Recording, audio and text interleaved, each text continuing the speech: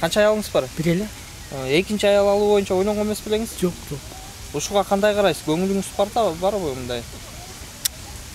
Биз карапайым кишибиз. Карапайым эле жашагыбыз келет. Бир эле аял менен, бир эле жетиштүү бир аял сизге. Бир эле семьям болгон жакшы карайм. Мен азыр бул балдар менен жүрөм. Азыр айта албайм дебесизби? Макул. Нормалдуу эле нерсеби мындай жашоодо экинчи аял алып жашаган же? Мен билбейм, ар кимге карагандай да. Сиздин өзүңүздүн пикириңиз кандай? Мисалы, сиз экинчи аял алат белеңиз. Жок. Бир эле аял жетиштүү го дейм. Өмүрлүк жары болгонго. Мен ой пикирим. Эми андан кийин ар кимдин өзүнүн ою бар да.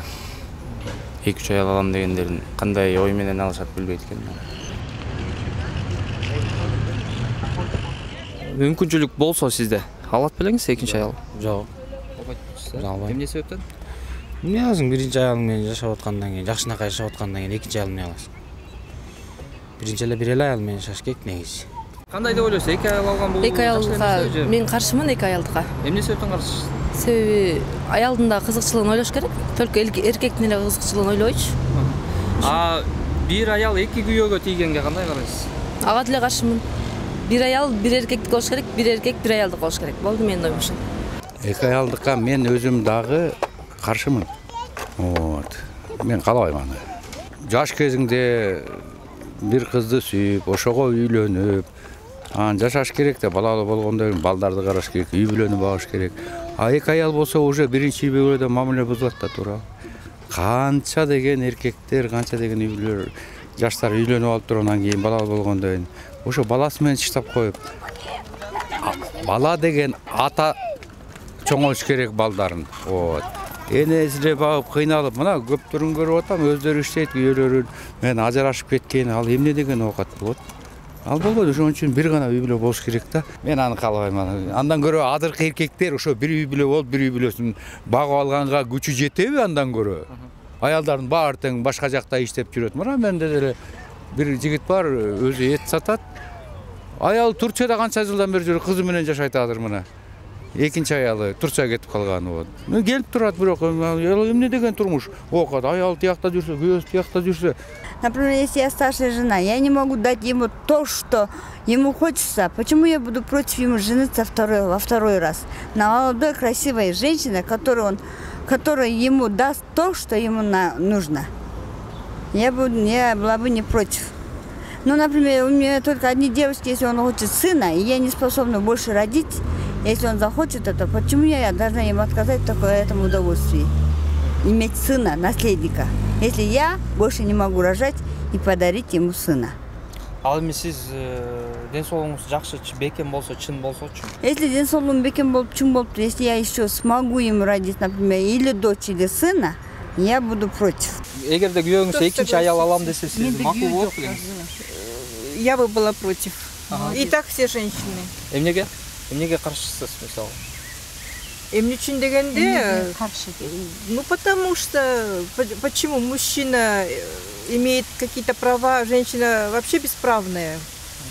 Вот. Нет, почему? Поэтому раз мужчина женился, пусть женится на одной женщине, не на двух, не на трех. Мисалы багам тигиндей мындай кылам десе, эки семьяны багып жакшы эметем десе, макул болот. Анан бир аялды бага албай атып, бир үй бүлөнү бага албай атып, экинчи аялды эмне кылат?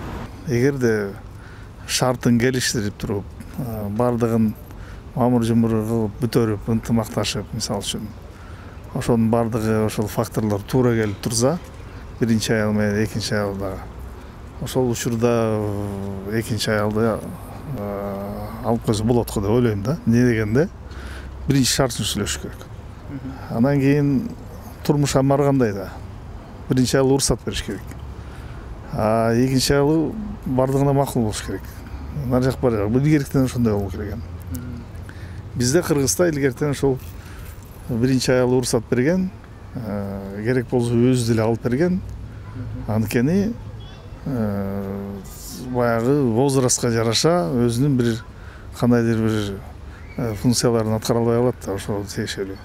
Аны кылбай коюп эркекти кордоп кармаган деле учурлар болот. Андай учурда деле бир ойлор кетет да, туура эмне кереги бар деп түшүнөсүң. Ошон үчүн шартына караш керек бардыгын. Каршымын эгерде мындай спортивный интерес деп коет го. Алып коюш керек, анан туруп туруш керек. Анан кийин мындай жашап туруш керек дегендей. Андай болсо болбойт. Ал уже туура келбейт го деп ойлойм да. Биз эми эркектерге айтат элем, бирди эптеп алсын биринчи. Эптеп атып каражаты жете турган болсо экинчисин алса болот да. Эми ар бир адамды каргандай өзү мага бирөө эле болот негизи мындайча айткандачы. Бирди эптеп алалы, тыңыраак кийинтип алалы, ошону багып алалы, бала акыран багып алалы. Мондай Кыргызстан мондай жашоосун 2 ай алып анан ар кайсы жерге таштап кетиш бул да туура эмес. Бирөөнүн аманатын алгандан кийин аманатты так аткарыш керек. Негизи азыркы эркектер деген 2 ай алып ошуп таштап кетип атышат да. Биринчилердин болсо канча баласы болсо дагы негизи бул негизи туура эмес да. Ну ладно, пожалуйста, алышсын, бирок ошону каражаты жетиш керек, чынын айткандачы. Бүт ошону бүт немесин үй сүйүнөн бери бүт алып берип, уже даярдап бериш керек. Азыркы эркектер андай эмес да. Негизи мен бул 2 ай алууга каршымын, чын айтканда. Мындай ситуацияда, мисалы, сиздин күйөөңүз бар, бардык финансылык мүмкүнчүлүктөр бар, экинчи аял алганга. Анан сизден уруксат сураса макул болот белеңиз? Жок. Мисалы, сизди бакканга да, аны да бакканга да акча жетишпейт. Эгерде аябай неме болсо, макулдугумду бермекмин эгерде. Негизи бирок көп болбойт болчумун өзүмө келгенде. Макулдугум бербейт болчумун. Чоң рахмат. Ненормальный, Конечно. Эмнеге? Болмок беле ошондой. Экөөнү тең бага алса, биздикилер бага албай эле ала салчу. Так не пойдет. Пускай экөөнү тең обеспечивать кылсын, балдарын обеспечивать кылсын. И то аялы макул болсо. И все соглашаются. 2 аялдуулук болбойт го дейм. Болбойт, бир аял алган. Я нейтрально к этому отношусь. И не поддерживаете, и... Нет, вообще никак. А вы? Тоже нейтрально. Нейтрально? Да. Это выбор каждого. Если хотят, почему бы и нет. А вы бы хотели? Нет, мне хватает. Нет, нет, спасибо. А согласились бы вы, если бы ваш муж попросил вас разрешения взять? Нет. Нет? Почему? Мне бы не понравилось. Мне нужен один муж. Туура эмес сал. Туура эмес нерсе, Нет, не осилю. Не осилишь? Потому что я не могу разделяться на нескольких человек. Как ты думаешь, это нормальное явление, когда люди вот хотят или женятся даже, бывает? Менталитета же зависит еще. То есть в арабских странах это вполне нормально и считается, что как бы даже престижно, когда у тебя много жен. Хотел бы ты жениться на 2? Нет, конечно, нет. Ну, типа, это странно, как бы. Если любить, то любить одну в любом случае. Так что 1 жена – это хорошо, 2 – это уже странно. Это уже перебор, это извращение. Это ненормально.